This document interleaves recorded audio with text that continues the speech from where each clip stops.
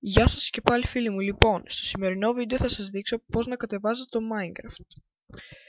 Μου το ζήτησε ένας φίλος και λέει, γιατί ρε φίλε δεν έβαλες πώς κατεβάζουμε το Minecraft? Για Minecraft παίζεις ή πώς το αγοράζουμε? Το πρώτο βίντεο θα είναι σε σχέση με τα tutorials για το πώς το κατεβάζουμε και μετά πώς αγοράζουμε το Minecraft. Λοιπόν, αρχικά θα πάτε στο link που θα έχω κάτω στο description.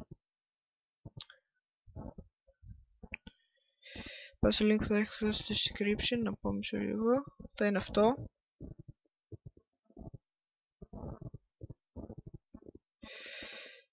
Και εδώ που λέει θα πατήσετε download now. Το κατεβάζετε και το κάνετε install.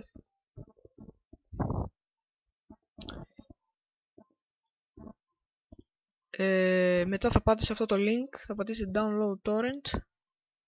Άνοιγμα με το πρόγραμμα, αν δεν το έχετε θα πατήσετε άλλο, θα το ψάξετε εδώ και άμα δεν το έχετε ούτε εδώ εξερεύνηση και θα πάτε εκεί που το έχετε κάνει install. Πατάτε OK.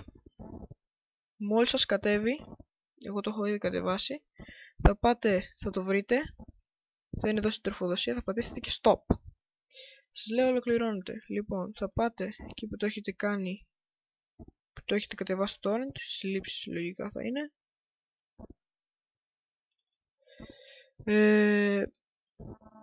Θα πατήσετε στο Minecraft που λέει 1.64, δεν είναι 1.64, είναι όλες οι εκδόσεις του Minecraft. Θα πατήσετε next, εκεί που θέλετε να κάνετε, next και install. Μόλις τελειώσει